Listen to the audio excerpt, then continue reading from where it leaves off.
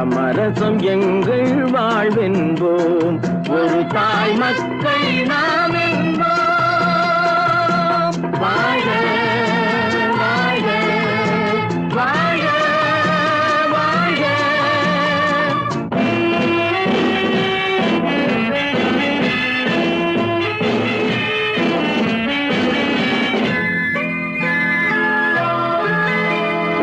உரிமையில் நான்